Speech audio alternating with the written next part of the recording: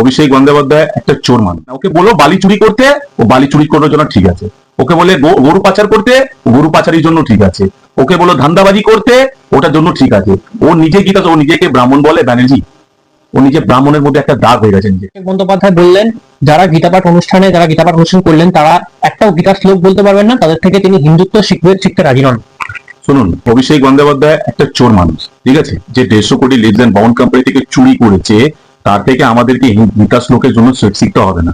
পিসি কি জানে ওনার কি পিসি জানে? মা সরস্বতী পুজোর একটা মন্ত্র ঠিকঠাক করে বলতে পারে না, ও নিজেকে বলে। আচ্ছা, অভিষেক বন্দ্যোপাধ্যায় নিজেকে বলে শোনাক তো একটু, ও নিজেকেই শোনাক না।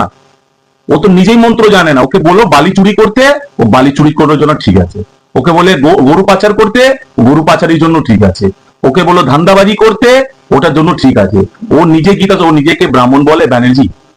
ও নিজে ব্রাহ্মণের মধ্যে একটা দাগ হয়ে গেছে নিজেকে। ও নিজের জাতি ধর্মকেই বলছে আমাদেরকে শেখাতে হবে। আমরা ওকে শেখাতে চাইছি না, আর শেখাবো না। শিক্ষিত মানুষরা শেখে, অশিক্ষিত লোকরা শেখে না। যারা চোর থাকে, যারা চুরি করে, তাদেরকে শেখাতে হয় না। ওরা চোর নিজের চুরিটাই করতে জানে ভালো। ওরা গীতা এসব বোঝে না, কোরআন বোঝে না, এসব দরকারই পড়ে না ওদেরকে। ওরা জানে আমরা চুরির লোক, আমরা চোর করতে শিখেছি। তার বিষয়ে কিছু বলার নেই। গীতা পেটিসে যে লোককে মারা গেছে, সে যে পেটিস বিক্রি করছে, আচ্ছা বলুন, একটাই মাত্র ওনাকেই কেন মারা গেল? আর কেউ ছিল না ওখানে? অত জনটা তো সবাই বিক্রি করছে। আমাদের হিন্দু ধর্ম একটা বড় অনুষ্ঠান, গীতা পাঠ হচ্ছে ওখানে, কেউ নিয়ে আসেনি কোনো মাংস, মাছ মাংস, কিছু ডিম তো নিয়ে আসেনি। সবাই স্যান্ডউইচ, ভেজ স্যান্ডউইচ সব কিছু নিয়ে এসছে। আবার মিথ্যা কথা বলছে, সে পেটিস বালা মিথ্যা কথা বলছে। আবার সেটা পুরো ষড়যন্ত্র করা হয়েছিল টিএমসি থেকে, গীতা পাঠকে কি করে এদেরকে ধর্মটাকে বন্ধ করতে। কেন? হিন্দুরা পুরো জেগে গেছিল ওই দিনকে, হিন্দুরা জেগে গেছিল পুরো। মানুষ ভাবতে পারছেন কত মানুষের লক্ষ্য এসেছিল ওখানে? 5 লাখ থেকে 7 লাখ লোক মানুষ ওখানে সকাল থেকে বসে আছে। মমতা বন্দ্যোপাধ্যায় করে আমন্ত্রণ করা হয়েছিল, তিনি তো হিন্দু, তিনি কেন গেলেন না? উনি গেলেন না, ওনার ভয় ছিল। কেন ষড়যন্ত্র? উনি ভাবছেন কি আমার ভোটটা খারাপ হয়ে যায় মুসলিমদেরকে তো বোকা বানিয়ে রেখেছো। মুসলিমরা ভয়তে ভোট দিচ্ছে মমতাকে। ওদের যে কিছু মৌলবীরা আছে, ফিরাদ হাকিম, যে দাওয়াতে ইসলাম দেয়, দাওয়াতে এসব খাবার দিয়ে দেয়, যারা মুসলমানের জন্ম নেয়নি, তাদেরকে এরা বিভ্রান্ত করে। যারা ছোট পরিবারের মানুষরা, গরিব মুসলমানদেরকে, তাদেরকে বোকা বানায়, আর কিছু করে না। আপনি আমাকে বলে দিন, আজকে অত বড় বড় শিক্ষিত মুসলমানরা আছে, যারা গরিব মুসলমান, কতজনকে চাকরি দিয়েছে? শুধু চাল দিয়েছে, ডাল দিয়েছে, আর আধার কার্ড বানিয়ে দিয়েছে, রেশন কার্ড বানিয়ে দিয়েছে, আর জন্ম কার্ড বানিয়ে দিয়েছে। বলছেন ঘুগনি বিক্রি করতে, কে তো ঘুগনি বিক্রি করুক মমতা ব্যানার্জি। আচ্ছা, মমতা ব্যানার্জি দেখুন সিএম আছে, ছেড়ে দিন। অভিষেক ব্যানার্জি বিক্রি করে কেন 150 কোটির মধ্যে চলে গেল? তার বউ গয়না দিয়ে ধরা গেছে, কত টাকার গয়না নিয়ে ধরা গেছে, সে ধামা চাপা হয়ে গেল। নিজে জানবার যখন এইবার দেখবেন, যখন এইবার অভিষেকের উপরে চাপ আসবে, তখন মমতা চলে যাবে আবার, দাদা আমার বাচ্চাটাকে বাঁচিয়ে দিন।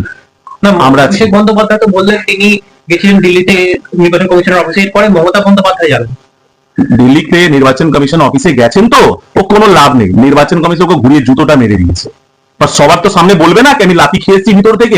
তিনি আঙুল উঁচিয়ে কথা বলছিলেন নির্বাচন কমিশনার। কি বলছেন? আঙুল উঁচিয়ে কথা বলছিলেন নির্বাচন। যখন বলতে দিন। দেখুন, পলিটিক্স করে তো আমার মনে হয় রাজনীতি করে না। ও গাধা রকম বাচ্চা, ছোট বাচ্চা আছে, বুদ্ধি জানে না।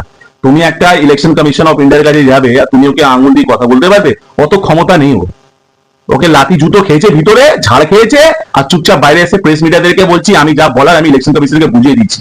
এবার সব মিথ্যা কথা। মমতা ব্যানার্জি যাবে, হাত জোর করবে, দাদা একটু আমাদেরকে বাঁচিয়ে নিন। আর এইবার জেনে নিন, হিন্দুরা পুরো জেগে আছে, একটাও রোহিঙ্গিয়া মুসলমান এখানে থাকবে না।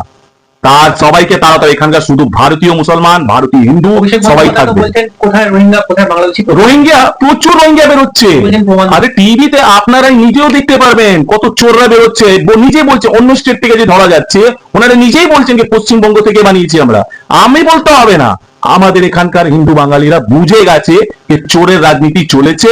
যত গোটাতে পারি গুটিয়ে নে বাবা, নাহলে 2024-এ আমাদের বিদায় আছে।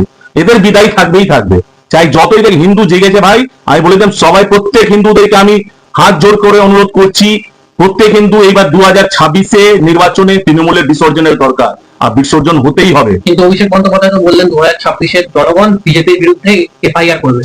আমার মনে হয় কি ওর উপরে এই কিছুদিনের মধ্যে এফআইআরটা না চলে আসে, আর ছাপাইটা স্টার্ট না হয়ে যায়। এই 150 কোটি যে লিভস এন্ড বাউন্সের যেটা চলছে, তো আস্তে আস্তে সব উঠবে।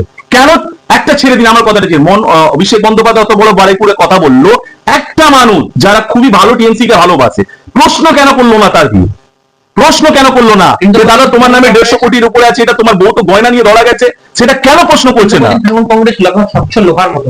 স্বচ্ছ লোহা আমার তো মনে হয় যে লোহাতে সিমেন্টের মধ্যে ঢুকিয়ে দেবে না পিলেরে, সেটাও একদিন জঙ্গ ধরে নেয়। ঠিক আছে, নিজেকে সাধু সন্ত বলে লাভ নেই। আমার মনে হয় সাধু সন্ত না, ও নিজেকে বড় বড় চোর, ও বড় চোর হয়ে গেছে। তৃণমূলের মধ্যে বড় চোর। টিএমসির নেতারাও কিছু বলতে পারছে না, যে হিসাবে ওনারা চলছে, জানে আমরা তো চুরি করেছি, এবার নিজেকে আমি সাধু আর গেরুয়া পরে নেব, মালা পরে নেব, তো আমি সাধু যাবো, কিন্তু সাধু হবে না।